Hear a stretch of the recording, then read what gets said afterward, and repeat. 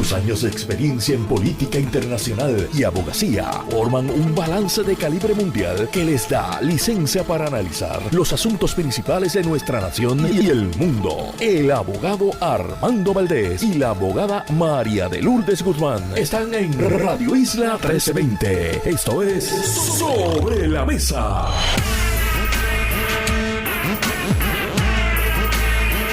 Buenos días, Puerto Rico. Soy Armando Valdés. Usted escucha Sobre la Mesa por Radio Isla 1320. Hoy en Sobre la Mesa, José Nadal Power y Federico de Jesús son nuestros analistas de temas federales. Carlos Severino, ex rector del recinto de Río Piedras, catedrático de la Universidad de Puerto Rico, estará con nosotros para darnos una mirada al ámbito internacional, y el fundador de Somos Más, el psicólogo Johnny Rullán, se sienta a la mesa en el último segmento del programa. Todo eso y por supuesto, como todos los días, Marilu Guzmán se sienta a la mesa también, café en mano, y junto a ella analizamos todos los temas para hoy, 7 de marzo del 2023. Son las 8:07 de la mañana.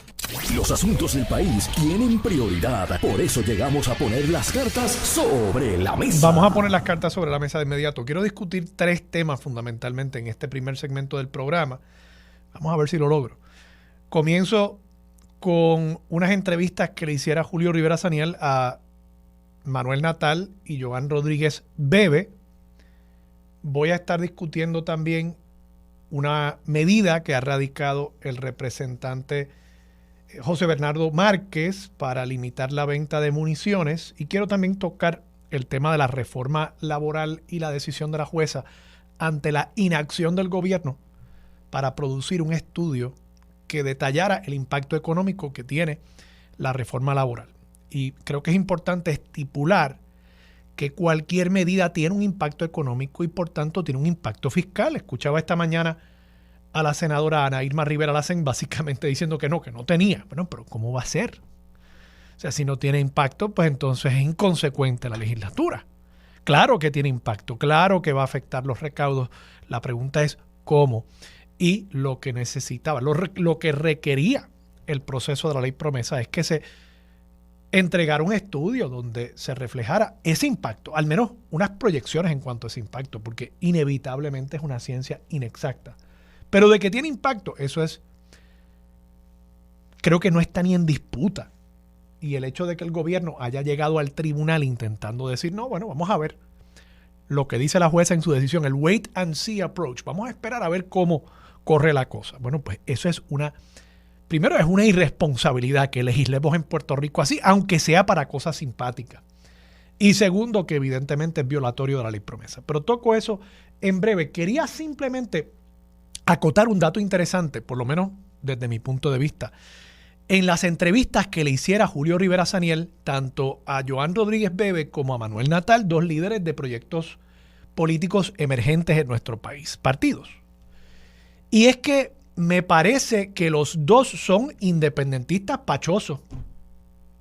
¿Qué quiero decir por eso? Bueno, que cuando se le pregunta sobre su posición en cuanto al tema de estatus, su posición ideológica, se ponen pachosos y los 2 dijeron, bueno, es que eso lo dice la oposición política para querer vincularlo con las connotaciones negativas del independentismo. Y entonces, como decía Julio en su pregunta, muy bien planteada, ¿verdad? Hay quienes efectivamente en Puerto Rico le huyen a la independencia como el diablo a la cruz.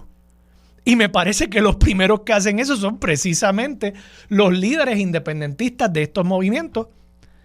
Y ahí hago la distinción del Partido Independentista Puertorriqueño, que tiene en el nombre del partido la palabra independentista. Pero los demás líderes de estos movimientos que quieren hacerse ver como que no son lo que son, porque creen que les costaría políticamente admitir que son independentistas, cuando se le trae el tema, entonces dicen, no, porque eso es lo que dice la oposición. Bueno, no. Esa es su posición. Y ya estoy bastante cansado también de la cantaleta de algunos líderes de Victoria Ciudadana que hacen ver que ellos son los únicos que son criticados en Puerto Rico, los únicos que se enfrentan a críticas de parte de los analistas políticos y de parte de la oposición política. No. Todos los líderes políticos se exponen y se tienen que exponer en un sistema democrático donde hay libertad de expresión y libertad de prensa a la crítica, a las preguntas. Y no puede ser que cada vez que se le pregunte algo sea como si le estuviéramos dando un puñetazo con unos pétalos de rosa, ¿verdad? Porque también es que eventualmente uno comienza a actuar con estos partidos y con estos líderes con guantes de seda, porque quiere uno evitar la apariencia de que uno está asumiendo una postura en contra, porque esa es la narrativa, ese es el spin, esos son los talking points de esos movimientos políticos. Y de nuevo, digo que son pachosos porque los primeros que parecería estar huyéndole como al diablo a la cruz, a la independencia, son ellos. Son ellos. Cuando se les dice, bueno, usted es independentista. Bueno, eso es lo que dice la oposición. No, pero ¿cuál es su posición? Bueno, sí, soy independentista. Ah, ok.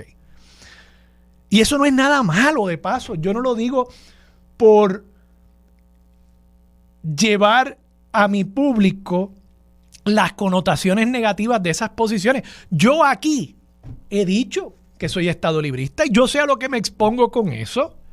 Yo sé que me expongo a que muchos de ustedes piensen que soy un colonialista. Yo lo sé. Pero esa es mi posición. Yo soy estado librista. Y no le tengo miedo a eso. Y claro que de parte precisamente y particularmente de los movimientos emergentes en Puerto Rico, se ha querido hacer ver que los estadolibristas somos unos arrastrados y usan todo tipo de términos peyorativos en la radio y después pretenden, de paso, que miembros del Partido Popular crucen líneas y vayan y voten por ellos después de que han barrido el piso con las personas que opinamos distinto a ellos. Entonces, pues, me sorprende de nuevo que sean tan pachosos con el asunto de que pues creen en la independencia. Pues fabuloso, creen en la independencia. Y yo sé que esa no necesariamente es la agenda política ni de Proyecto Dignidad ni del Movimiento Victoria Ciudadana, pero de que hay personas ahí que apoyan esas posiciones, que apoyan esas ideologías, que son perfectamente dignas, como entiendo yo que también lo es el estadolibrismo. Eso también es cierto. Y el hecho de que uno haga la pregunta sobre eso no es que uno esté tratando de hacerle el trabajo a la oposición política. No, es que es un tema legítimo, es que es un asunto sobre el cual hay unas interrogantes perfectamente legítimas por parte de la prensa y por parte del pueblo elector, particularmente cuando Victoria Ciudadana está planteándose una alianza con el Partido Independentista Puertorriqueño. Partido con el cual no puede haber duda que el propósito, la razón por la cual el PIB ha existido y ha luchado por décadas es la independencia. La razón por la cual el PIB ha sobrevivido. Y hay que reconocer esa lucha del Partido Independentista Puertorriqueño. Hay que reconocerla.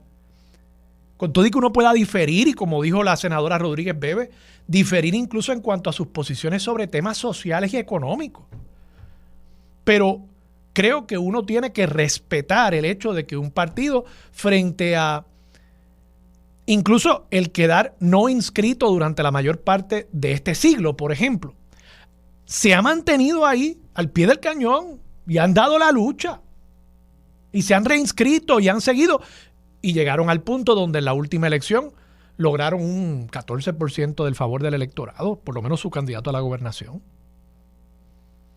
Digo, que me parece que él también un poquito le cogió a la independencia, por lo menos en cuanto a su campaña para atraer votos, pero eso es para otro momento. El punto aquí es que una pregunta perfectamente legítima es si usted, Movimiento Victoria Ciudadana, que dice agrupar a personas de todos los sectores y en efecto agrupa personas de todos los sectores ideológicos en Puerto Rico, como por ejemplo el representante José Bernardo Márquez, que lo he dicho aquí, creo que es de los mejores, si no el mejor legislador que tenemos hoy en el Capitolio en Puerto Rico. Y es estadista. Así que eso es cierto. Pero si ese partido va a hacer una alianza con el Partido Independentista Puertorriqueño, cuyo propósito de ser es la independencia, Que yo sepa, el PIB nunca ha querido ser el partido para gobernar, entre comillas, la colonia. Quiere promover su razón de ser, su nacimiento y su sobrevivencia. Se basa en la creencia de sus correligionarios en la independencia para Puerto Rico. Y eso es legítimo y eso es digno. Es más, puedo yo hasta estipular que quizás sea la más digna de las aspiraciones políticas. Pues es una pregunta legítima el uno preguntarle al movimiento Victoria Ciudadana qué le saca el PIB a esta alianza si su propósito es la independencia y cómo eso afecta las posibilidades del movimiento Victoria Ciudadana y cómo eso afecta su programa de gobierno y si el PIB va a invitar a votar por figuras como Bernardo Márquez, que apoya, José Bernardo, que apoya la estadidad. Todas esas son preguntas legítimas. Y no es hacerle el trabajo a la oposición política. Yo creo que hace falta un poquito más de honestidad, menos spin en la política. Yo pensaba que eso era lo que traían a la mesa los partidos emergentes, ¿verdad? Poner a un lado la política vieja y traer algo nuevo. Y cuando uno los escucha hablar, a veces uno se da cuenta que es lo mismo. Son los mismos talking points, son el spin, distinto lenguaje. Pero al final del día es la misma estrategia de repetir y repetir y repetir una narrativa para convencer. No es argumentar desde la razón. Por lo menos eso es lo que yo escuché. Quiero brevemente felicitar precisamente a José Bernardo Márquez con esta medida que ha presentado para limitar la venta de municiones en Puerto Rico. Hay una serie de limitaciones aquí que se establecerían con este proyecto, es el proyecto de la Cámara 1648. Se establecería un tope de 500 municiones por cada arma que el individuo tenga licencia para poseer, mientras que en el caso de cazadores y los practicantes del tiro al blanco, el límite anual por pistola aumentaría a 5,000. O sea, usted si tiene un arma en su casa y usted no practica el tiro al blanco, usted no es cazador, pues usted tiene un límite por año de 500 municiones, 500 balas. Si tiene o practica esos deportes, pues puede aumentar a 5,000. Y podrá incluso pedir una autorización de la Oficina de Licencia de Armas para comprar adicionales esas personas, los que cazan y los que practican tiro al blanco, para poder adquirir hasta 10,000, aunque a ninguna persona se le permitiría el adquirir más de 10,000 municiones anualmente por arma, de paso. O sea que usted tiene un arma, cada arma le permite un límite de adquisición de municiones durante ese año. Si usted tiene 2, pues usted puede, en teoría, y es un cazador o practica el tiro al blanco, pues tiene 2 armas. Para esos propósitos usted puede adquirir hasta 10,000 municiones. O sea que me parece a mí que es una legislación enteramente razonable. Quiero reconocer que no es solamente el representante José Bernardo Márquez el que está trayendo este proyecto. También está el representante Juan Santiago del Partido Popular Democrático y el representante y expresidente de la Cámara, Carlos Johnny Méndez. Así que tengo esperanza por el hecho de que esto es un proyecto tripartita, que se le pueda poner límites a esto. Y la razón para el por qué yo entiendo se le debe poner límite a este tipo de adquisición de municiones, y es lo que ha planteado también José Bernardo Márquez, es que las autoridades ya nos han alertado que si bien se están utilizando en estos asesinatos, no los de paso, violencia machista, la mayor parte, si no la totalidad de los casos de violencia machista, por lo menos en lo que va del 2023, según la información que yo he recopilado, han sido con armas legales para las cuales la persona tenía, el agresor tenía licencia de armas. Pero en el caso de los asesinatos, las masacres, la mayoría de las armas que se están utilizando son armas ilegales. Pero las municiones que están en esas armas ilegales, en muchos casos están siendo adquiridas en las armerías y eventualmente entran al flujo ilegal del comercio en el bajo mundo. Y eso es lo que pretende el representante José Bernardo Márquez limitar, porque en la medida en que hoy no hay un límite, lo único que dice la ley es que cuando ya una persona adquiere más de 20,000 municiones, se levanta una bandera roja y eso le informa a la policía y alegadamente la policía en ese caso puede investigar, pero nunca, según me indicó José Bernardo Márquez, nunca le han provisto los datos acerca de cuántas investigaciones efectivamente se han iniciado de esa manera. En la medida en que no hay restricciones, se le está dando una puerta abierta al bajo mundo y a los sicarios para que no ellos, sino que unos testaferros entren a las armerías a adquirir municiones para que ellos puedan cometer sus fechorías en el bajo mundo. Y yo creo que a esto, en un país con tanta violencia, donde está corriendo la sangre por nuestras calles y en nuestros residenciales y en nuestras barriadas, todos los días, a esto hay que ponerle coto y hay que definitivamente decirle a la industria de las armas en Puerto Rico, que es una industria, de paso, no debo ni siquiera decir que es una industria, al sector de ventas al detal de armas y municiones, porque aquí no se fabrican ni armas ni municiones, que eso es otro tema que tenemos que discutir más adelante. Muchas de las armas ilegales entraron legalmente a Puerto Rico y a alguien se le perdió. Y bendito el que la encontró, esa arma perdida, fue un sicario. Esas cosas pasan también, ¿verdad? La adquirí en la armería legalmente, la dejé mal puesta, hice un informe, una querella ante la policía y bendito, esa arma nunca volvió a aparecer, salvo que de pronto un día aparece en manos de un sicario que mató a 5 personas en un residencial público. ¿Ah? Esas cosas pasan también. Así que eso también hay que investigarlo. Pero por el momento, felicito a estos legisladores por comenzar el proceso para que en Puerto Rico se le pueda poner límite a este sector de ventas al detal. Comerciantes, no le digan industria de armas. Cometí un error yo. A estos comerciantes y mercaderes de armas que causan y municiones que causan tantas muertes en nuestro país, a ese sector, a esos mercaderes, hay que ponerle finalmente un detente. Vamos a la pausa. Está aquí ya Marilu Guzmán. Se me quedó sobre la mesa y creo que lo voy a discutir con ella al aire. El tema de la reforma laboral.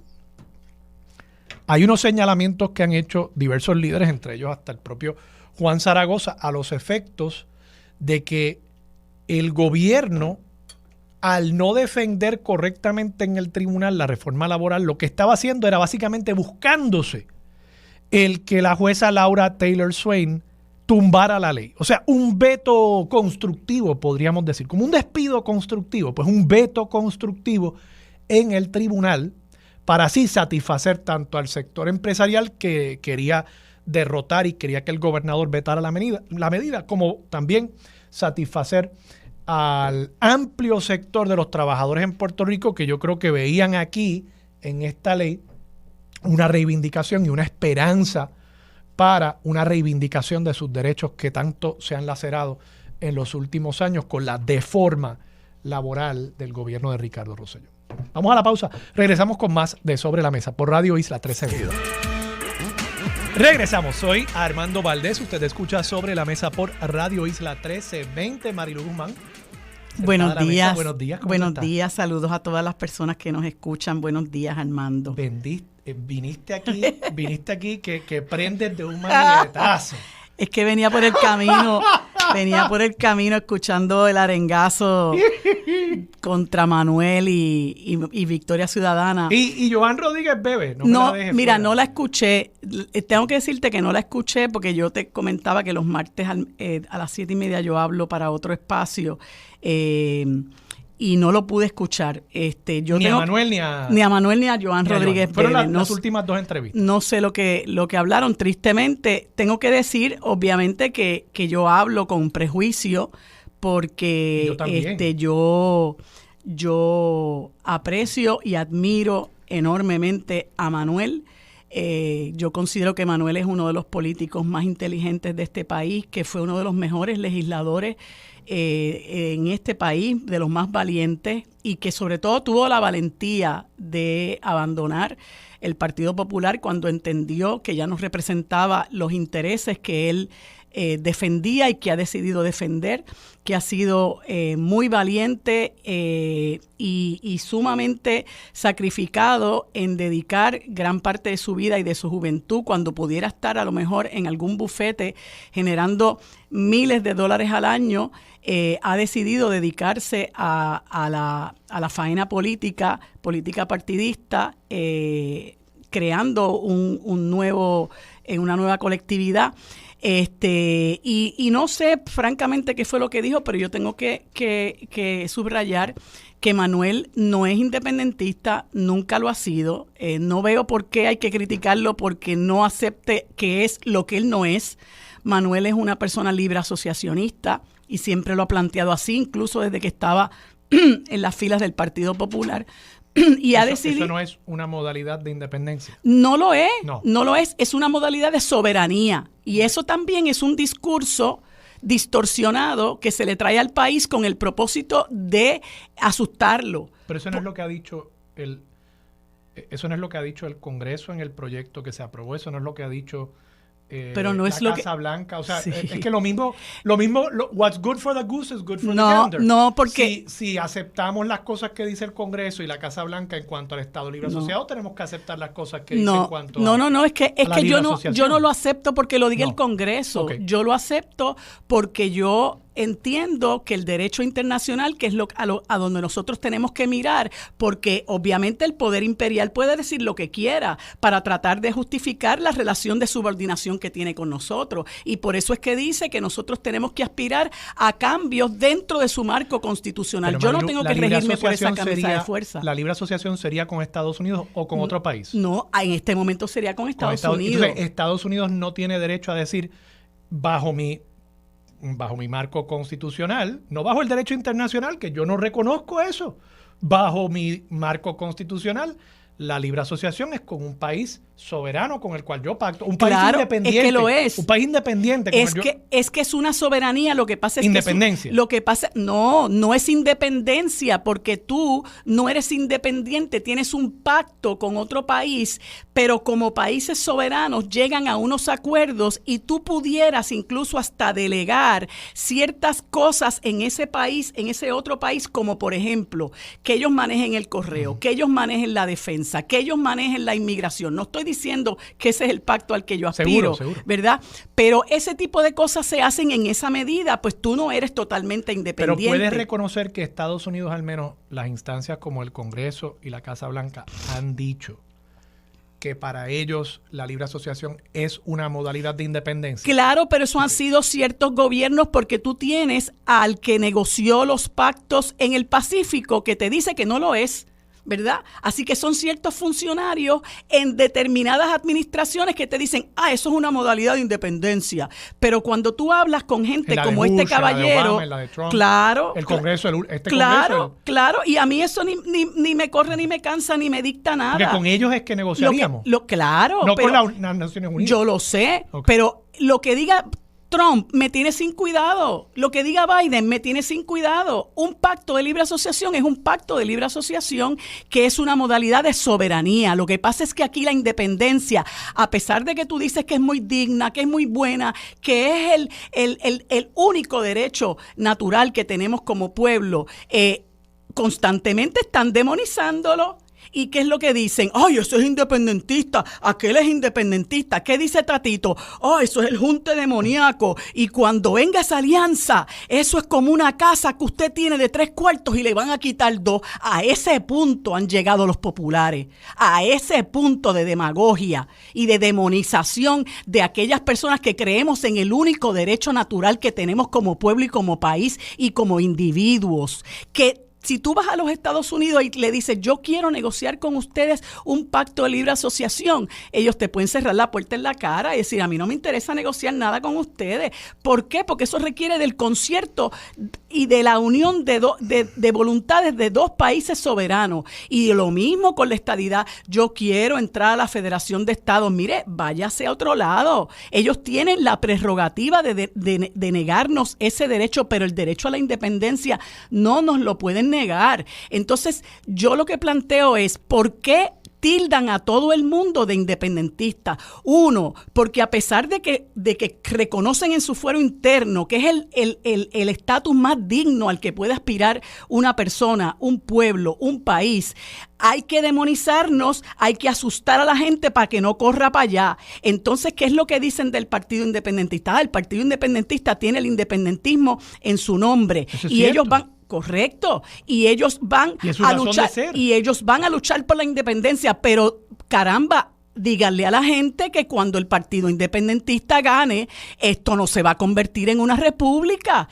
Ellos Eso van lo a podemos administrar la estipular. colonia. Pero, Armando, el discurso de los demagogos es que el Partido Independentista nos va a traer la independencia y aquí nos vamos a ir por el hoyo negro y al otro día va a resucitar Fidel Castro. Y, o sea, Pero dejen ¿por qué, eso por ya. qué el discurso? Lo que yo no entiendo es por qué la indignación ante el hecho de que otros partidos critiquen las posiciones del Partido Independentista, de Victoria Ciudadana, de Proyecto Dignidad. Pero ¿cuáles posiciones? Que eso es lo que yo quisiera saber. Pero porque las que sean. Si tú me criticas Las que sean. está bien. O pero sea, si- eso ha pasado toda la vida. Esa es la Sí, política no hay problema desde que es política. No hay problema con eso, pero vamos a hacer críticas razonadas. O sea, Ay, bendito, no me si esperamos critiques, eso. no me critiques, y no te hablo a No, ti, no, yo ¿verdad? sé, yo sé. No me critiques porque yo soy independentista, porque yo tengo derecho a hacerlo. Estoy de acuerdo. Ahora, es incorrecto sugerir que Manuel está escondiendo que es independentista porque nunca lo ha sido. Manuel es libre asociacionista, como hay montones, me imagino que cada vez menos, en el Partido Popular Democrático, y uno de ellos es Yello, que es libre asociacionista, ¿verdad? Otro que en un momento dado me dijo a mí que era soberanista, ¿verdad? Yo no sé cómo eso ha ido cambiando, es Juan Zaragoza. Me lo dijo en un momento dado y también me lo dijo Nina Valedón. ¿Dónde? Y también lo ha dicho a boca de jarro Luis Vega Ramos, que son soberanistas. Yo no sé si lo siguen siendo, ¿verdad? Porque según la corriente que hay ahora en el Partido Popular de que los 3 candidatos a presidir el partido defienden el ELA, pues yo no sé qué espacio tienen los soberanistas en ese partido, pero bueno, los hay. Y mira hasta dónde llegan, que le pedían el voto a los independentistas y enarbolan la bandera de Puerto Rico, y de ahí es que surge el fenómeno de los melones. Pero ¿qué pasa? Ahora hay espacios a donde los melones pueden correr y ese fenómeno se acabó. Y ante esa amenaza que representa el hecho de que esa base del Partido Popular se ha erosionado, de que ese votante flotante también arrancó y se fue, yo creo que vamos a discutir los méritos de los planteamientos que hacemos, pero no me acuses de que soy independentista, porque lo que están haciendo es demonizarme a mí por aquello en lo que yo pienso, porque yo aspiro a, como tú muy bien mencionas, al ideal más digno al que puede aspirar una persona. Y te traigo lo de Tatito, porque esa expresión que él hizo y que han hecho otros del junte demoníaco es una manera de evadir, discutir las cosas en sus méritos, en su sustancia, y demonizar a la gente por aquello en lo que piensa. Que dicho sea de paso, estás violando mi derecho a primera enmienda. Yo estoy de acuerdo contigo en que esa expresión de Tatito fue desafortunada y literalmente es una demonización, ¿verdad? Dijo el junte demoníaco. Estoy de acuerdo contigo, pero igual no estoy de acuerdo en que decir que una persona sea independentista sea algo peyorativo, que sea tratar de demonizar el mero hecho de uno decir esa ideología. Estados Unidos ha dicho que es, dentro de su contexto constitucional, una modalidad de independencia. Yo no veo eso como algo malo. No, yo tampoco. Y estoy de acuerdo, entiendo esa parte. Bueno, vamos a la pausa. Cuando regresemos, Marilu, no sé si quieras ponerle algún aderezo adicional a este argumento, pero también quiero discutir la reforma laboral. Creo que es un tema importante que tú y yo no hemos discutido aquí en Sobre la Mesa. Con eso regresamos en Radio Isla 1320. Regresamos, soy Armando Valdés. Usted escucha Sobre la Mesa por Radio Isla 1320. Marilu, tema que no hemos discutido tú y yo, reforma laboral. ¿Qué pasó? El tribunal, Laura Taylor Swain, toma una decisión. Dice, ustedes, gobierno, no cumplieron con uno de los requisitos esenciales de promesa, que es traerme a mí un estudio económico sobre el impacto fiscal de esta medida. El gobierno había planteado, bueno, esto realmente no toca el lado fiscal, y si lo tocara, pues vamos a ver cuál es el impacto, porque esto es muy difícil modelarlo. Eso me está muy raro. Yo no lo entiendo y tiendo ahí a coincidir con Zaragoza, que el gobierno hizo una defensa paupérrima de esta ley buscando que la jueza hiciera lo que el gobernador no quería hacer por razones políticas, vetar el proyecto, derogar la ley en virtud de la decisión judicial. ¿Y por qué lo digo? Bueno, porque el gobierno está choreto de economistas. O sea, hay muchos economistas en el gobierno contratados en distintas agencias, y los economistas lo que hacen precisamente, y sé que hay buenos economistas, de paso, buenos economistas, los economistas lo que hacen precisamente es modelar el impacto de una medida como esta. Que ese modelaje no va a ser súper preciso y certero. Bueno, pues claro que no. O sea, las proyecciones económicas siempre son bastante variables y hay un margen de error, pero tú puedes establecer por lo menos unos lineamientos y decir, mira, si le damos más beneficios a los trabajadores, va a ser más fácil tenerlos en la fuerza trabajadora, esos trabajadores van a tener más dinero en el bolsillo y van a pagar más IVU, y estamos estimando que van a pagar más IVU en X cantidad. O, mira, en la medida en que el patrono tenga que sacar de sus ganancias y pagar unos bonos adicionales y pagar unos beneficios adicionales, eso significa que la tasa que se le aplica a esas ganancias de una corporación, que en Puerto Rico son altísimas, 33%, pues de pronto no va a ser tan alto el recaudo del gobierno. Y si es sustituido el 33% de $1,000 en ganancia por 11.5, en la medida en que esa ganancia se le transfiera al bolsillo del trabajador y el trabajador pague IVU, pues entonces va a haber una pérdida para el gobierno. Pero estoy dispuesto a asumir esa pérdida porque creo que hay unos valores más importantes y hay otras cosas en las que el gobierno ha dicho, bueno, yo voy a pagar esto. El aumento salarial a los empleados públicos costaba 850 millones por los próximos 5 años. Y se incluyó un estudio económico del impacto que eso tiene sobre el presupuesto y se aprobó. Entonces aquí yo no veo por qué el gobierno insistió en que esto era una cosa que no había forma de hacer proyecciones económicas o que no iba a tener impacto fiscal, which is not true. Podría tener o en dirección positiva o en dirección negativa.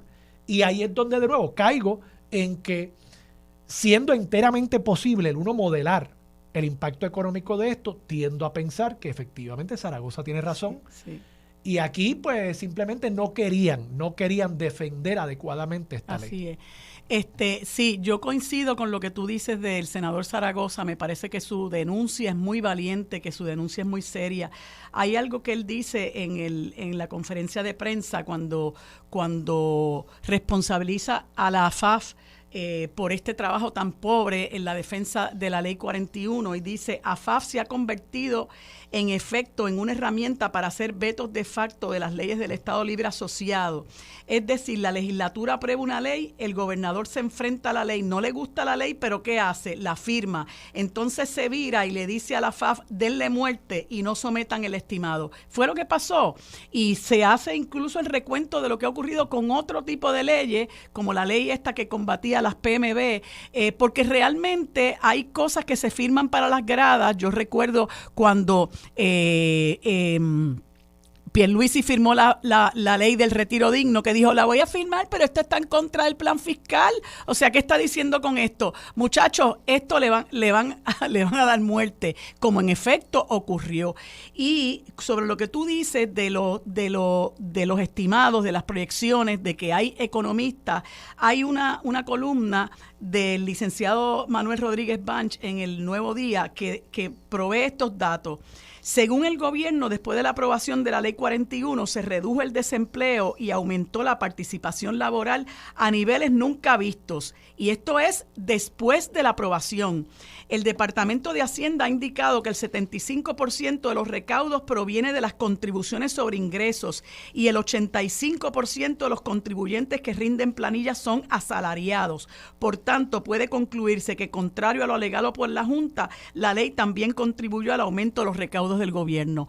Oye, como dice Zaragoza, un poco de trabajo, ¿verdad?, para defender la legislación que ustedes mismos aprueban, para defender legislación que le hace algo de justicia a los trabajadores, porque no le devuelve todos los derechos que tenía antes de esta nefasta ley 4 del 2017, y responda a los intereses de esa gente que usted dice representar. Pero yo creo que con esta guillotina, ¿verdad?, ha quedado más que claro a qué intereses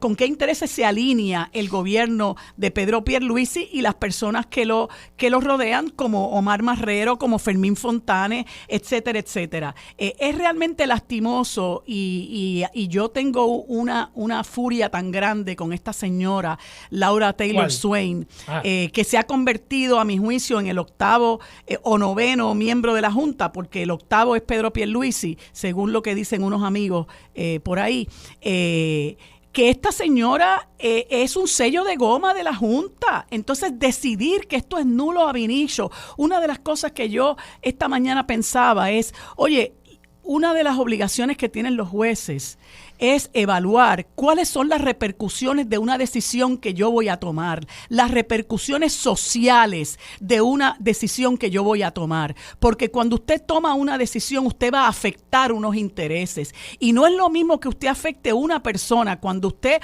declara al lugar una demanda de divorcio y dos personas se separan legalmente, termina el vínculo matrimonial, a cuando usted declara nula ab initio una reforma laboral que va a afectar a miles y miles y miles de trabajadores. Tú sabes lo que es que hay patronos diciendo que van a cobrar los bonos de Navidad que le han pagado a sus empleados. Esa gente tiene que buscar ahora de dónde pagar, o van a recibir una reducción en su salario para que el patrono pueda ir cobrando ese bono de Navidad que les, Marilu, les pagó. Para entender, tu objeción no es con que ella haya aplicado el derecho correctamente, sino con la determinación respecto a la retroactividad esencialmente de la decisión, ¿no? Porque vamos, si la ley dice usted me tiene que traer esto y no me trajo eso, pues la jueza también está un poco maniatada desde el punto de vista de la aplicación del derecho en cuanto a qué decisión toma.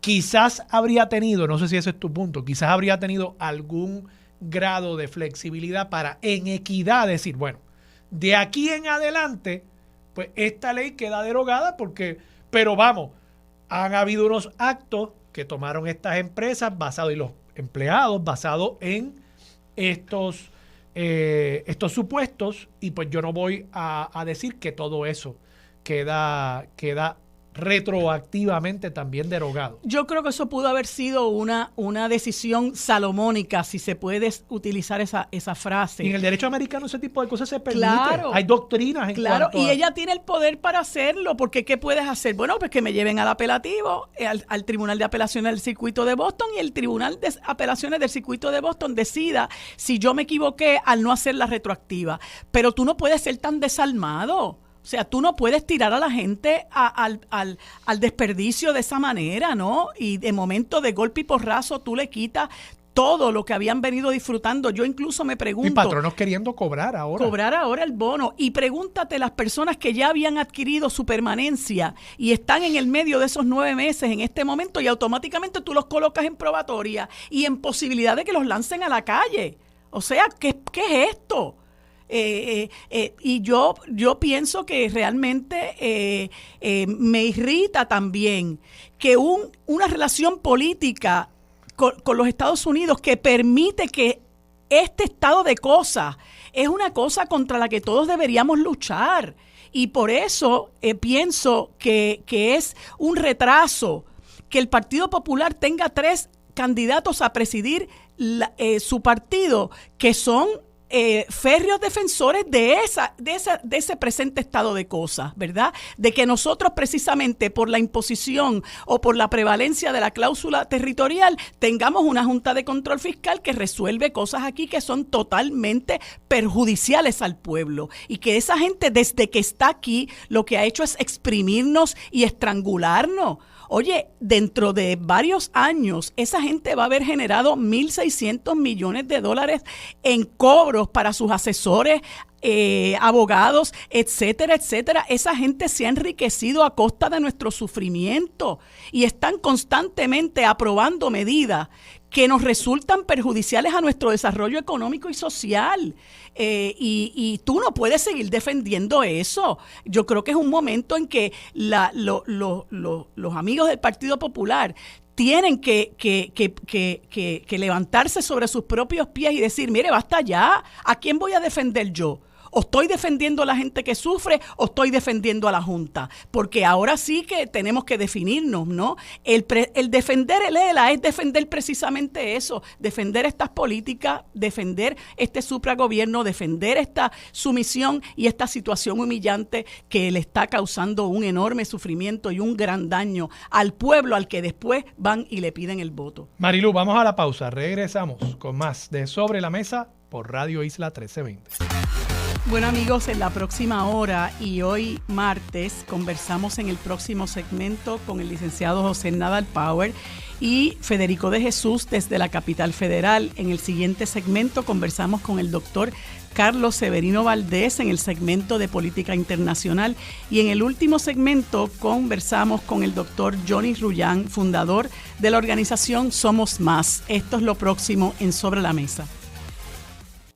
Aquí los asuntos del país que están sobre la mesa se discuten con los expertos. Ahora se une a la mesa el consultor de asuntos públicos Federico de Jesús y el abogado especialista en derecho corporativo José Nadal Power.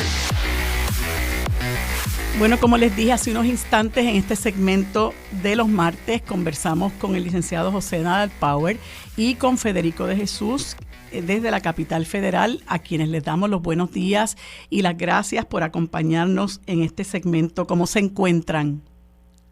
Muy bien, Marilu. Saludos, José. ¿Cuánto tiempo, chicos, hacía falta? Bueno, muchas gracias por estar aquí con nosotros. Y hay un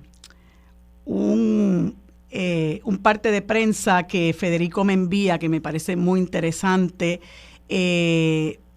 Hemos discutido aquí anteriormente, ¿verdad?, una corriente que se está dando precisamente desde el sector más conservador y retardatario del Partido Republicano, que busca en alguna medida silenciar ciertos sectores, acallar ciertos sectores, reprimir ciertos sectores de la sociedad estadounidense, ¿verdad? Particularmente aquellos sectores que representan a las minorías en ese país y derechos importantes adquiridos por la sociedad estadounidense.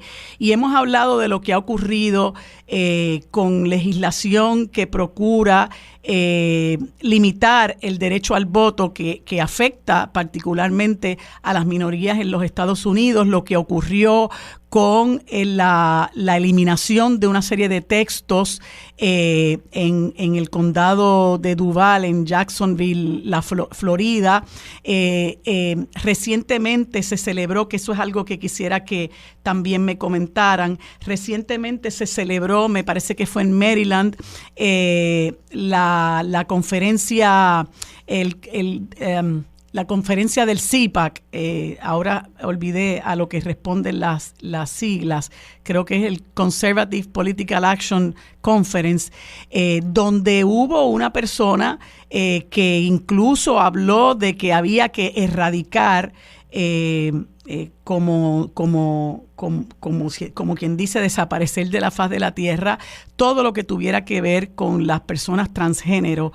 Y entonces ahora en Georgia hay unos esfuerzos de aprobar unas leyes en la legislatura de Georgia, que ya ustedes saben lo que ocurrió en Georgia, que entiendo que fue el estado en el cual Trump intentó que el gobernador cometiera fraude, ¿verdad? Y le consiguiera unos 11,000, le decía que le consiguiera unos 11,000 votos que le hacían falta para ganar en ese estado. Entonces hay unos proyectos de ley que se están tratando de aprobar que permitirían remover a fiscales del estado que se consideran proyectos racistas, que se consideran proyectos que promueven la represalia en contra de esos fiscales, algunos de ellos que pudieran tener que ver con las investigaciones que se conducen en contra del presidente Donald Trump, ¿verdad? Y esto forma parte, como les decía ahorita, de esta corriente, ¿verdad?, que se está dando en los Estados Unidos, en diferentes lugares, ¿verdad?, para un poco ir reprimiendo a quienes piensan diferente, para entonces que prevalezca esta visión racista, supremacista, derechista, que parece estar acaparando muchos lugares de los Estados Unidos y parece que se lo está comiendo como el comején. Federico. Wow, Marilu, la verdad que eso de retardatario me encantó esa palabra de domingo y martes. De domingo. Exacto. Yo creo que tú lo has descrito muy bien. Esos proyectos de ley de Georgia tienen la única intención de amenazar, de amedrentar y potencialmente remover a los fiscales que ahora mismo, con un gran jurado, potencialmente le pudieran radicar cargos al presidente Trump, a Lindsey Graham y a otros, ya sea por perjurio o por tratar de robarse las elecciones del 2020. Y eso es muy serio y, como tú también mencionas, es parte de una verdad, una tendencia autoritaria en muchos estados republicanos, como las cosas que hemos hablado de DeSantis. Recientemente, también la semana pasada salió una noticia de que hay un proyecto de ley en Florida para que los blogueros, los que tengan, ¿verdad?, un blog, escriban columnas en internet, que eso es lo que es un blog, se tengan que registrar con el estado. Pero eso suena más a la Cuba comunista que Ron DeSantis tanto critica, y los republicanos en Miami, que al país que promueve la libertad y la democracia. O sea, aquí están pasando muchas cosas por debajo del radar en legislaturas estatales conservadoras que deben de preocupar a muchas personas, no solo los que vivimos en la diáspora, sino los que observan desde afuera a Estados Unidos y lo veían como un modelo, ¿verdad?, de gobernanza que tristemente pues ha dejado de ser. Sí, es sumamente triste eso que está ocurriendo, ¿verdad? Y lo más triste, José, es que pues toma fuerza, ¿no? Porque le comentaba ahorita yo a ustedes lo que acaba de ocurrir en la conferencia del Conservative Political Action Committee, que recién se celebró, si no me equivoco, en el estado de Maryland. Y una de las estrellas de la conferencia fue nada más y nada menos que Marjorie Taylor Greene, que como conversamos hace un tiempo, está promoviendo lo que se conoce como el National Divorce, que mucha gente lo considera como una secesión entre estados republicanos y estados demócratas, que independientemente de que haya personas que consideren que eso es una locura, que eso nunca va a ocurrir, pues mira, tenemos en el Congreso de los Estados Unidos una mujer que tiene ese tipo de discurso, que es una mujer que favorece o se opone tajantemente a que haya alguna reglamentación que controle la tenencia y portación de armas en los Estados Unidos. En un momento dado, ella la emprendió contra un jovencito que fue víctima de el mass shooting en Parkland, Florida. Lo persiguió porque el joven se ha convertido en un activista en contra de la tenencia y portación de armas. Lo persiguió acosándolo, insultándolo, ¿no? Es la persona que desde las gradas del Congreso le gritaba mentiroso a Biden, ¿verdad? Este tipo de personaje se va abriendo paso en el Congreso de los Estados Unidos, ni hablar de la otra señora Lauren Boebert, que creo que es del estado de Colorado, que también es otra férrea defensora de la portación de todo tipo de armas en los Estados Unidos. Lo preocupante, ¿verdad? Y que te comentaba de esta conferencia es que hubo una persona, ahorita me dice Federico si estoy en lo correcto o no, no sé si ocupa alguna posición en el Congreso de los Estados Unidos, pero hablando a boca de jarro, ¿verdad?, en contra de las personas transgénero y promoviendo, ¿verdad?, que hubiera legislación que prohíba acciones afirmativas para las personas transgénero, que haya medidas, atención médica a personas transgénero, etcétera. Es muy preocupante porque es un pensamiento, es un discurso, una corriente que se está abriendo paso en los Estados Unidos, José. Mira, sin duda, y quiero también volver un poco al tema del derecho al voto, ¿no?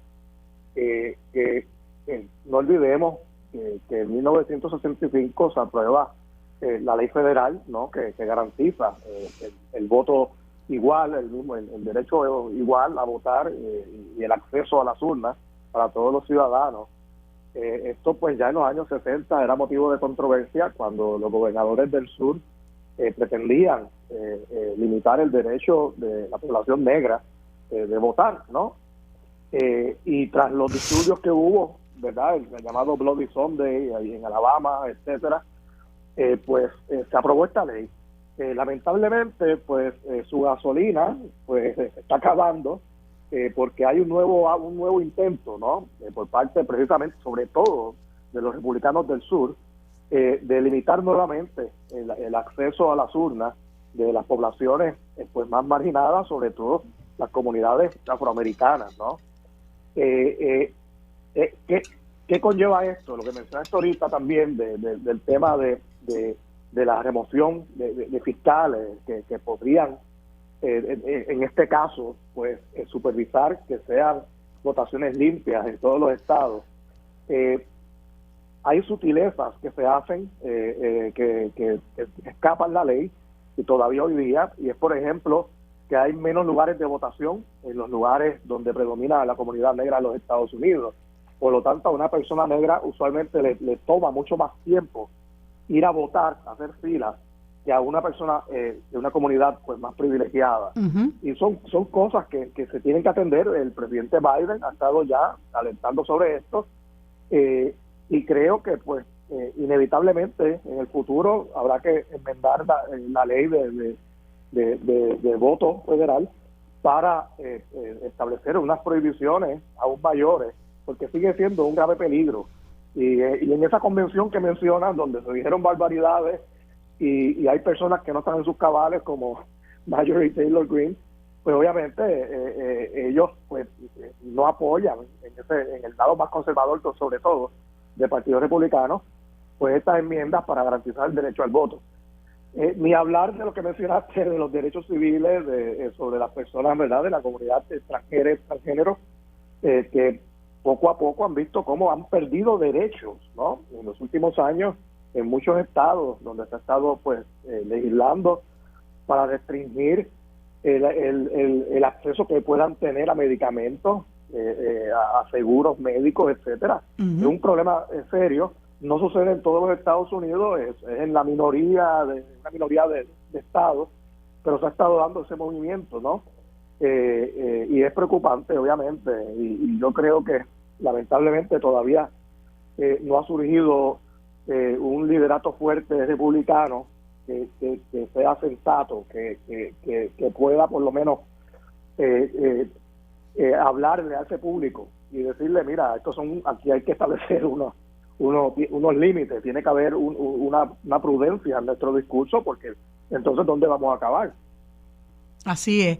Y me gustaría brevemente, Federico, que me comentes ¿Qué repercusiones entiendes tú que puede tener estas expresiones que hizo esta persona? Te confieso que no tengo el parte de prensa aquí, no sé su nombre, que habló furibundamente contra el sector transgénero, ¿verdad? Que es parte de, como te decía, una postura que va atacando a ciertos sectores, ¿verdad? Se ataca por aquí a los negros, se ataca por allá al sector transgénero, se ataca por allá a los latinos, se ataca por acá a las mujeres en cuanto a limitarlas en sus derechos reproductivos, etcétera.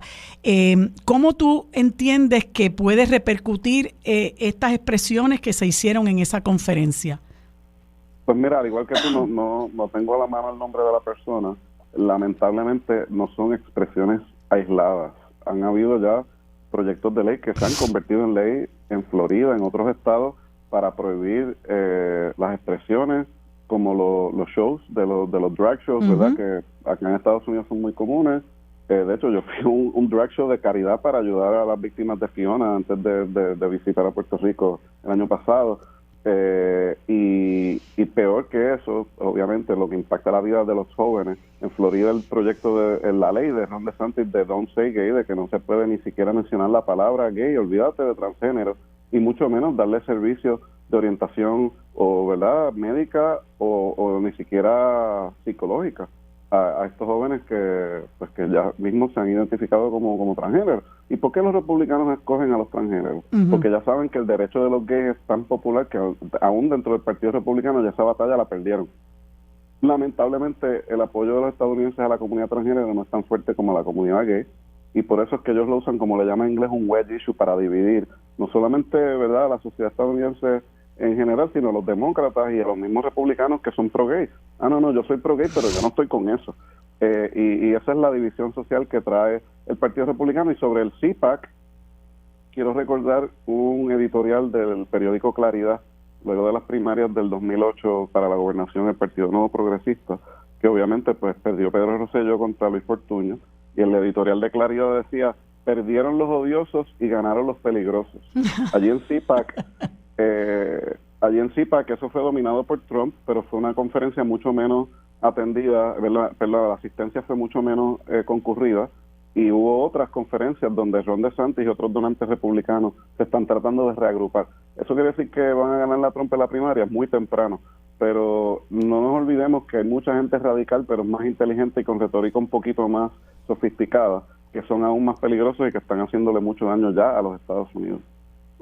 Sí, y otro asunto que quisiera, ¿verdad?, discutir es que se comenta que Biden pudiera reinstalar la política de detener familias inmigrantes que cruzan ilegalmente la frontera sin documentos, que era una práctica que el presidente Biden había terminado cuando juramentó, pero ahora se comenta que es una de las opciones que está considerando la administración en vista, ¿verdad?, de que ha crecido el número de personas que pretenden cruzar la frontera de los Estados Unidos. No lo ha aceptado ni la Casa Blanca ni como tal la oficina del Homeland Security, pero lo que se indica mediante rumores es que se pudiera reinstalar esa política de detener, que ustedes saben lo que pasaba con las personas durante la administración de Trump, eran enjauladas prácticamente, y bueno, a mi juicio, si eso ocurriera, pues no hay duda de que pone de manifiesto la incapacidad de parte del gobierno de los Estados Unidos de manejar de una manera, ¿verdad?, digna el problema de la inmigración, José. Mira, todo país tiene que establecer un orden y un control en sus fronteras, ¿no? La idea de que la gente pueda entrar a Estados Unidos o a cualquier sitio sin ningún tipo de restricción, pues es totalmente ilusoria. Eso, ningún país puede permitirse eso. La administración Biden, por lo que he leído, ¿no?, en los últimos meses, ha abordado este tema creando un sistema de solicitud por internet o mediante llamada, donde las personas que quieran pues obtener un permiso de residencia temporal en Estados Unidos, pues solicitan con anticipación. Si le dan luz verde, si cumple con los requisitos, pues entonces pues va a una cita, ¿no?, allí en la frontera o en otro lugar, puede ser una embajada de los Estados Unidos o un consulado, para que sea algo ordenado. Y ha dicho claramente la administración, me parece, que no olvídense de la idea de que van a llegar a la frontera y desde aquí van a resolver y van a entrar, porque no va a pasar. Tienen que hacer esto cumpliendo con las reglas, de manera ordenada, accesible a todo el mundo, el sistema de solicitud. A mí me parece una buena solución. No va a ser perfecta, va a tener problemas, va a tardar en implementarse seguramente como se supone, pero creo que por lo menos finalmente algo se está haciendo sobre eso. Pues fíjate, Federico, una de las cosas que me parece que ha recibido crítica de parte de quienes abogan, ¿verdad?, por asistir a los inmigrantes y al sector progresista del Partido Demócrata, es que los Estados Unidos invierta tantos miles de millones de dólares en la guerra de Ucrania, cuando muchos de este dinero pudiera quizás dirigirse a asistir a países de donde sale tanto inmigrante, ¿no? Precisamente porque son países donde cunde la pobreza, donde no hay condiciones favorables para que la gente labre un futuro, y que Estados Unidos, bueno, es un país que tiene una economía fortalecida, y prefiere, ¿verdad?, entonces destinar cientos de miles de millones de dólares a un conflicto bélico, independientemente de los méritos que pueda tener eso, que eso sería materia de otra discusión. Pudiera en alguna medida, ¿verdad?, asistir a estos países para ayudar a fortalecer la economía de estos países y de alguna manera evitar que tantas personas, ¿verdad?, que tienen que atravesar diferentes fronteras para poder llegar a los Estados Unidos a costa de su propia vida, ¿verdad?, que eso siga ocurriendo. Esa es la solución de raíz.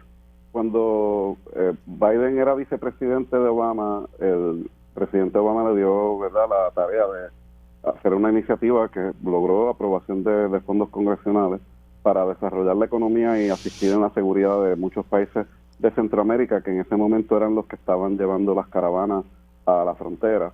Pero de lo general a lo específico, obviamente hace falta un sistema migratorio que expande el número de visas, que refleje la realidad económica de los Estados Unidos. Hay un desempleo de 3.4% y todavía hay muchísimos empleos que no se han llenado. Estados Unidos necesita a los inmigrantes, pero tiene que ser de una manera legal y ordenada.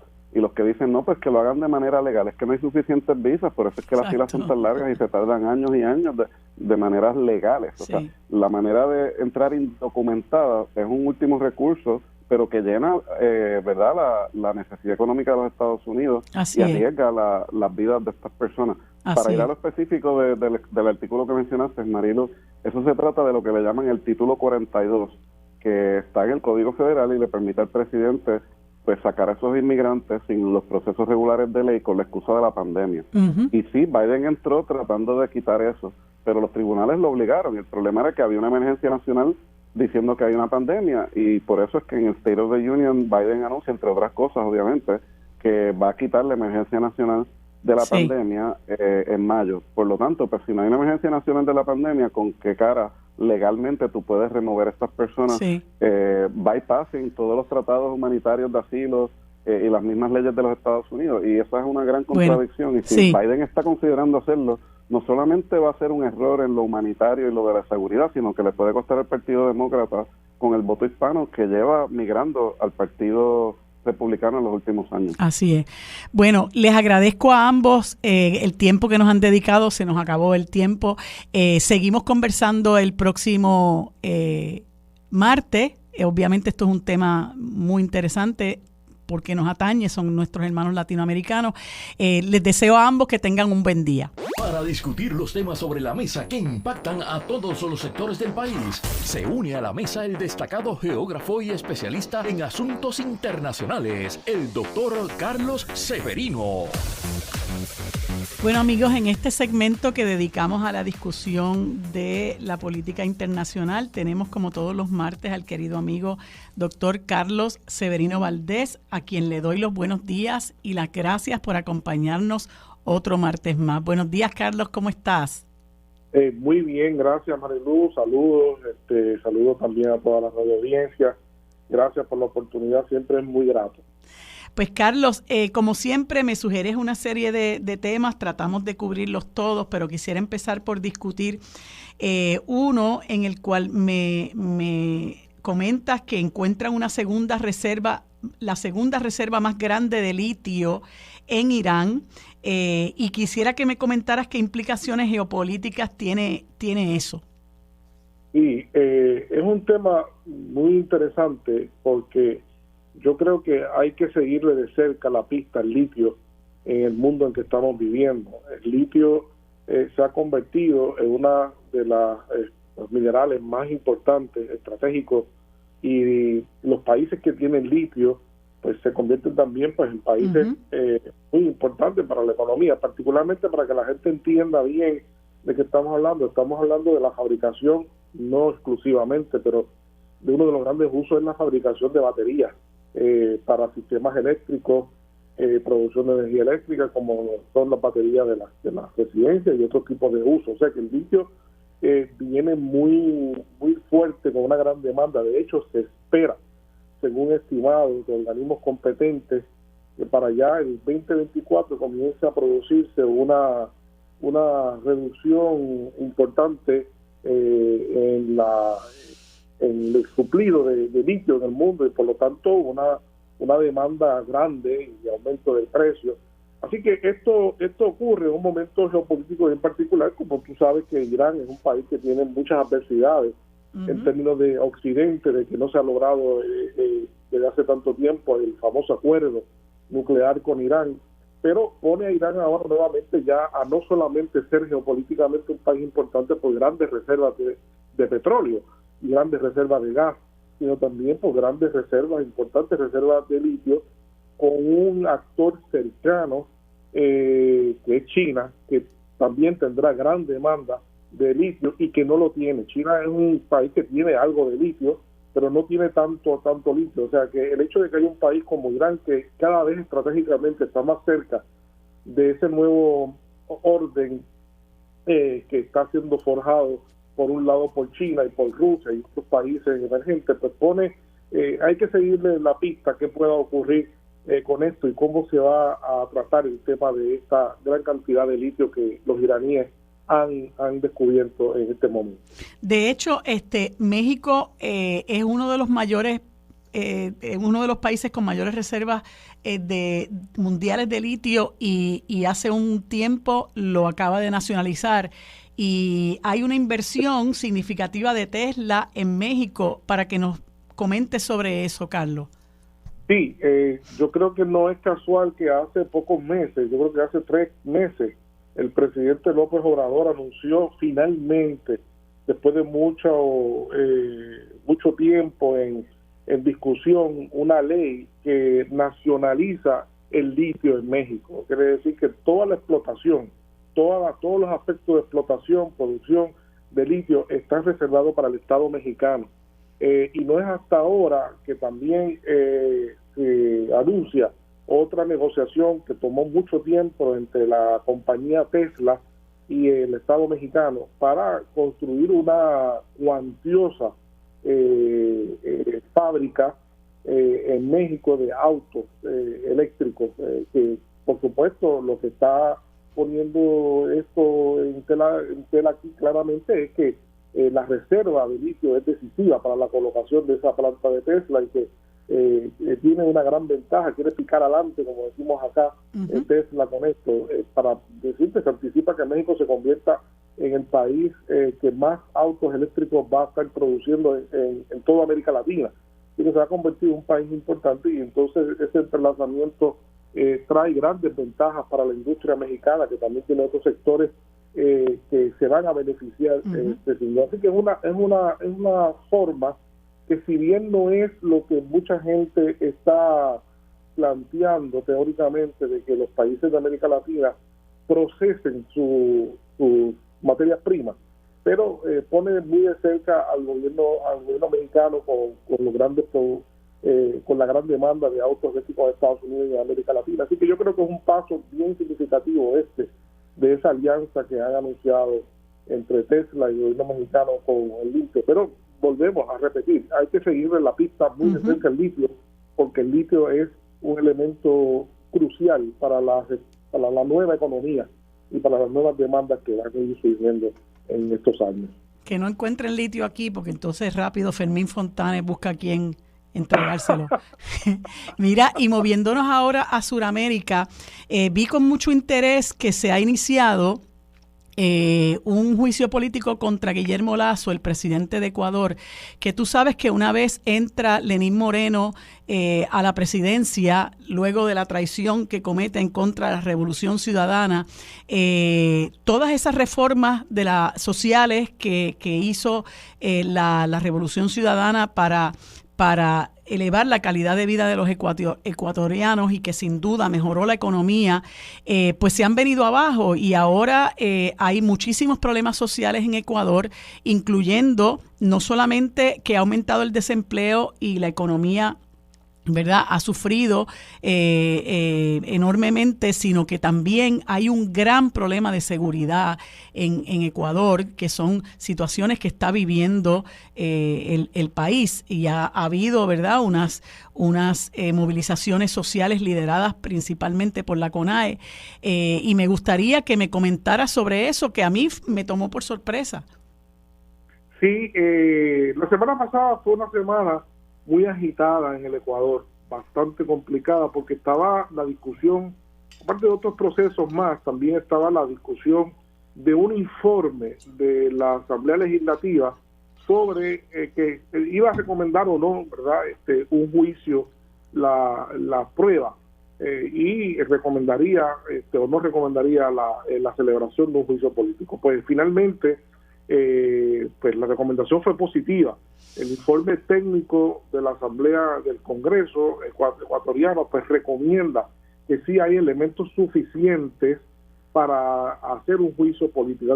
Esto no significa que va a haber un juicio político de inmediato. Ahora tendría que haber una moción de una de las bancadas en el Congreso con más de 54, entiendo yo, miembros, para que se pueda entonces finalmente dar el juicio político. Eso parece que se da por descontado, que ya el sector de la Revolución Ciudadana ha anunciado que lo va a hacer esta semana. Así que parece que con toda seguridad se va a dar un juicio político. ¿Por qué hay un juicio político? Pues bueno, también hay que añadir dos cosas importantes que han pasado en Ecuador. Primero, que el oficialismo de Lasso sufrió una derrota electoral muy grande recientemente, que básicamente lo deslegitimó en el país, le quitó toda legitimidad, porque no ganaron nada, incluso de las prefecturas históricas como Guayaquil, pues, que tenían gobernadas por 30 años, también fueron perdidas. Y además hubo el asesinato de uno de los grandes líderes de la CONAE, Eduardo Mendúa, secretario de Relaciones Internacionales de la CONAE, en un momento de mucha tensión con la seguridad, como tú dices, y además porque la CONAE varias veces había denunciado públicamente al gobierno de Lasso que le diera protección, que atendiera amenazas de vida que tenía Mendúa, y aparentemente pues la CONAE está responsabilizando entonces también al gobierno, y están ocultando qué medidas de presión van a poner, porque muchos sectores piden que se dé por concluido lo más pronto posible el mandato de Lasso y que se llamen a elecciones anticipadas. Así que aunque no ha tenido gran impacto en los grandes medios, pero sí, la situación en Ecuador ahora mismo está muy complicada y muy difícil para el gobierno de Guillermo Lasso. Y en el minutito que nos queda, háblanos de la situación en cuanto a que la Fiscalía ha decidido iniciar una investigación contra Dina Boluarte por los crímenes represivos que se han dado durante su presidencia. Sí, después de ya, ¿verdad?, que dio por conocido de que la Fiscalía estaba investigando, pues hubo una citación desde el mes pasado que no se pudo concretar porque hubo una discusión de que si era virtual, que si no era presencial, ¿verdad? Pero finalmente hoy precisamente se da por descontado que esté presente ante la Fiscalía la presidenta Boluarte. Eso, pues claro, el significado que trae eso es muy duro. A la presidenta que está en una posición totalmente sin respaldo popular. Deslegitimada país, también. Deslegitimada totalmente, con el país protestando continuamente, aunque ya no se ven tanto en los grandes medios, pero las protestas continúan, cada vez más estratégicas, ¿no?, diría yo. Así que es un momento de debilitamiento continuado de la figura y de un proceso muy fuerte para ella en ese momento. Y claro, todo el mundo anticipa que ella lo que está buscando la forma es que negociar algo finalmente, porque sabe que esa causa con otro, en algún momento, pues se tomará por otro partido y posiblemente pues pueda terminar siendo responsabilizada por las 60 personas, más de 60 personas que han fallecido por la represión del gobierno en Perú. Muy lamentable. Carlos, gracias por haber estado con nosotros discutiendo estos temas tan interesantes. Nos vemos el próximo martes. Que tengas buen día. Seguro, igualmente a ustedes.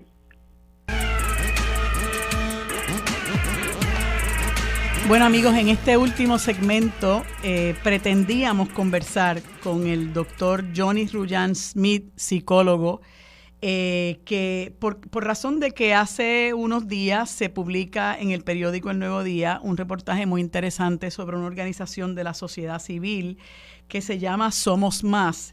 Y esta organización se crea allá para el 2020, uniendo un grupo de personas, ¿verdad?, en un esfuerzo por tratar de hacer cambios sociales en el país. Es una organización que, según ellos mismos subrayan, está compuesta por personas de diferentes ideologías políticas que llevan a cabo, se desempeñan en diferentes profesiones, hay estudiantes, hay colaboradores, ¿verdad?, que les ayudan en la elaboración de diferentes proyectos de ley que ellos someten como ciudadanos a la legislatura para tratar de resolver problemas que entienden que existen en nuestra sociedad y que son medidas de justicia que deben aprobarse precisamente para elevar la calidad de vida de nuestra gente y poder, ¿verdad?, resolver algunas situaciones que ellos entienden deben atenderse por la clase política de nuestro país. Y el doctor Rullán Smith es una de las personas que funda esta organización. Está compuesta también por el ex periodista del periódico El Nuevo Día, Pepo García, que está ya retirado, y una de las personas que colabora con ellos, que es un recurso sumamente útil, es el doctor José Franceschini Carlos, psiquiatra, neurólogo y geriatra, que entiendo que es un recurso extremadamente valioso, porque no solamente el doctor Franceschini Carlos es un excelente profesional de la conducta humana, es una persona dedicada precisamente a esa disciplina, sino que es una persona que ha estudiado muy particularmente, y esto es un asunto sobre lo que entiendo que él puede aportar muchísimo, y creo que en ese sentido es un recurso muy subutilizado.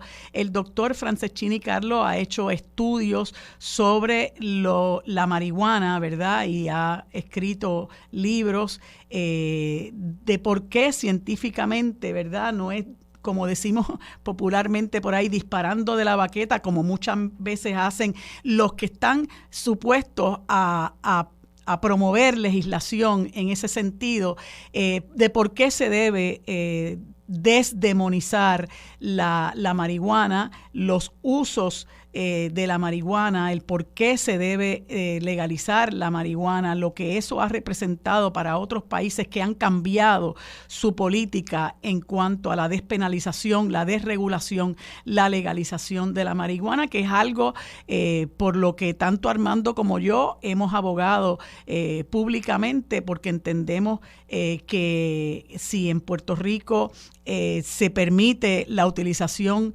¿verdad? Está legalizada el uso del alcohol, que es letal cuando una persona está borracha en el manejo de un vehículo, o simple y sencillamente está borracha y es una persona que no puede adecuadamente controlar sus emociones, puede hacerle daño a otras personas, puede hacerse daño a sí mismo, y son conversaciones importantes que debemos tener. Pues esta organización Somos Más, sobre la que hubiéramos querido que habláramos, ¿verdad?, directamente con el doctor Ruyan Schmidt, ¿verdad?, que es una de las personas que funda la organización, y nos hubiera podido explicar de primera mano por qué se funda, cuál es el propósito, cómo es que estas personas que están colaborando se allegan a esta organización, cuáles son sus logros hasta ahora, ¿verdad? Eso todo información que nos hubiera podido ofrecer el doctor Ruyan. No obstante, este reportaje se publica en El Nuevo Día el pasado domingo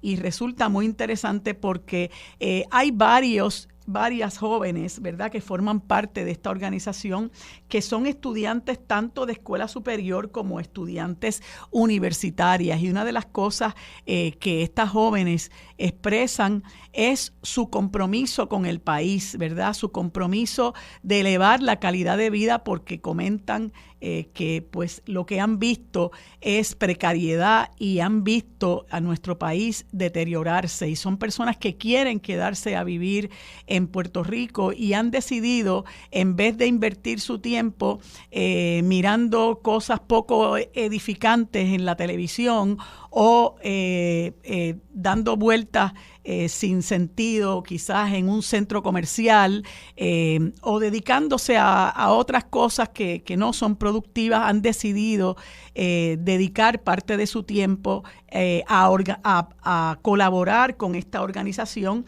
que, como les dije, una de las cosas que hace es idear proyectos de ley que puedan someterse a la Asamblea Legislativa, y 4 de estos proyectos que han sometido es el proyecto del Senado 698, que busca prohibir las donaciones en efectivo en las campañas políticas, que son muy difíciles de monitorear y abren la puerta a recaudaciones por encima de los límites legales. Ninguna de estos proyectos, ¿verdad?, ha sido aprobado por ambas cámaras legislativas, pero han sido sometidos y ellos pues hacen el cabildeo correspondiente.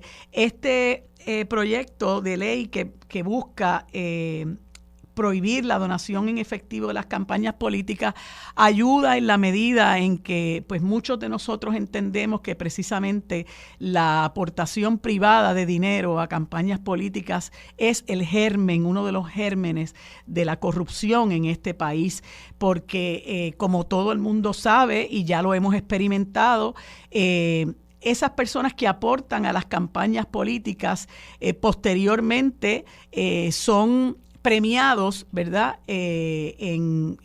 cuando ese candidato o ese partido adviene al poder, pues esas personas o entidades que aportan a las campañas pues reciben de vuelta el pago de ese favor mediante la aprobación de determinados proyectos de ley, mediante contrataciones y de otras maneras, ¿verdad?, que en muchas ocasiones, como les comentaba, pues son gérmenes de la corrupción. Ya hemos visto muy particularmente en estos gobiernos del bipartidismo cómo se empiezan a repartir contratos que son totalmente innecesarios e incluso profesores de la Escuela de Administración Pública de la Universidad de Puerto Rico han hecho estudios que han demostrado cómo se ha reducido la empleomanía en el gobierno precisamente para dar paso a la contratación de estas personas a quienes se les quiere premiar, no solamente porque han sido colaboradores de las campañas de los partidos políticos, sino también porque han aportado dinero a esas campañas. Y eso es un tema que nosotros tenemos que discutir en Puerto Rico, tenemos que abordar porque es uno de los problemas mayores que nosotros tenemos, cómo se compra la clase política en Puerto Rico, precisamente por las aportaciones económicas. Otro de los proyectos es el proyecto de la Cámara 1015 que crearía un Hatch Act similar al que existe en los Estados Unidos para prohibir que los empleados y contratistas de agencias puedan llevar a cabo gestiones políticas durante horas laborables, lo que nosotros entendemos que ha conllevado a la terrible politización de nuestro país. Ejemplo de eso es la creación de los energéticos populares, los energéticos estadistas, cómo se ha entronizado en las agencias públicas la politiquería, ¿verdad?, que ha sido tan nefasta para el país.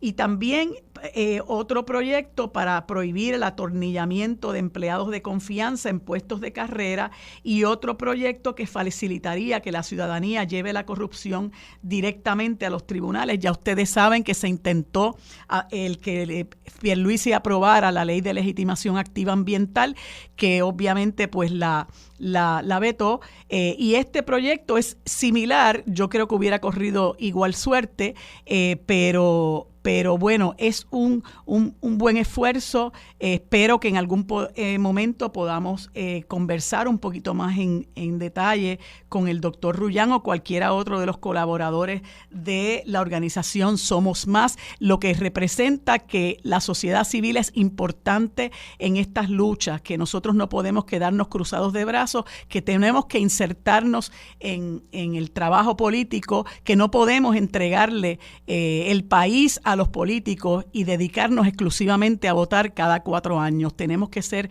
asertivos, tenemos que ser fiscalizadores y tenemos que ser colaboradores de todos estos proyectos para ayudar a echar hacia adelante el país, para elevar la calidad de vida de nuestra gente y sobre todas las cosas para convertirnos en ciudadanos activos en pro del desarrollo social y económico de nuestro pueblo. Amigos, hemos terminado por hoy el programa Sobre la Mesa. Nos vemos y nos escuchamos mañana. Gracias por sintonizarnos. Los próximos es Mili Méndez en Dígame la Verdad.